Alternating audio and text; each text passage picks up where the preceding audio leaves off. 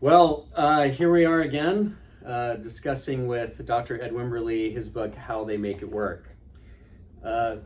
Chapter 3 is all about how healthy relationships, you say, I'm sorry, but you take the next step and you say, will you forgive me? Right. Which, I don't know, in relationships I've been in, and even with my kids, when they get into a fight, they'll say I'm sorry because we kind of force them to, but they say it begrudgingly, Right.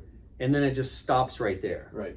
Right. So why is it important that they add "Will you forgive me" at the end of saying I'm sorry? Well, I think it's important to note too that I think we all come by that naturally, because I've never heard a parent, and I'm not sure I ever insisted that my kids, when they said they were sorry, now I want you to ask if the other person will forgive you. We just don't do that. And so it's kind of an incomplete communication.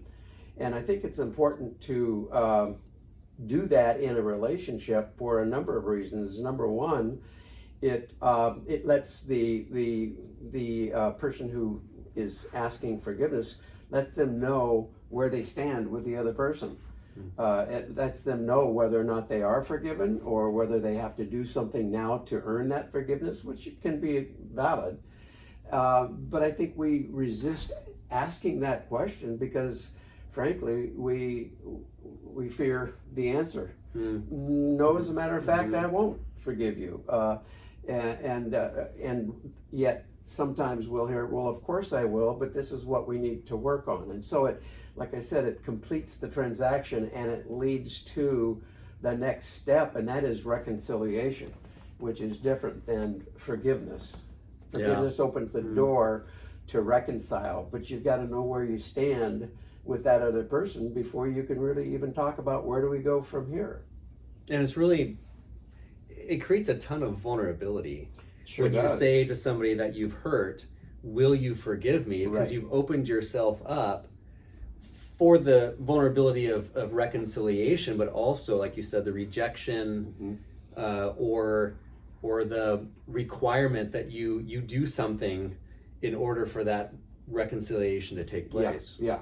And it may be valid that this person does need to do something to earn back that forgiveness. But another thing, Keith, that asking forgiveness does, it kind of mechanically pushes aside what oftentimes follows I'm sorry. And that is, I'm sorry, but you did such and such. So when you force yourself to say, will you forgive me, it kind of eliminates the need, or at least eliminates the tendency to point back at what the other person did to cause me to do what it is that I'm asking forgiveness for now. Yeah, you're right. It does sort of level set. I'm sorry, and I'm 100% taking responsibility for whatever it is I did that I'm apologizing for. Right. Yeah. And when you stop to think about it, we don't really say we're sorry, will you forgive me, to somebody that we don't really care about and want to mend and reconcile the relationship. And so this is a message that says, I don't like where we're at. I want to move on from here and overcome what I just did. Yeah. I mean, with saying I'm sorry, it does sort of take some responsibility. Like, I hurt you, I'm sorry.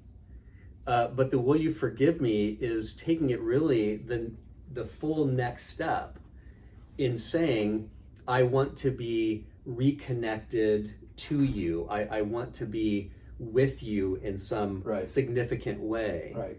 And what in your experience, what leads people to not want to take that next step?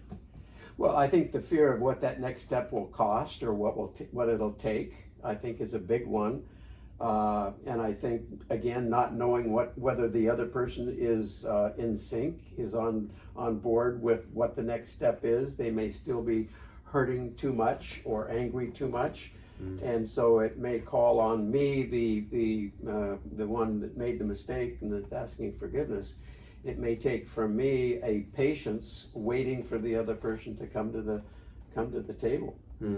Now, our next session in our next chapter will be in a healthy relationship, they make it a habit to forgive. We'll talk about the other side of will you forgive me? Yeah. And there are some real drawbacks or difficulties that enter into a person being able to say, I grant you that, I will forgive you. And we'll talk about that next time. That's a great segue for the next conversation. So thank you, Ed, for getting together and having you. this conversation here. And saying I'm sorry is not the end. It's that there's actually an important step after saying I'm sorry. Exactly. So we'll get into that. Great. Great.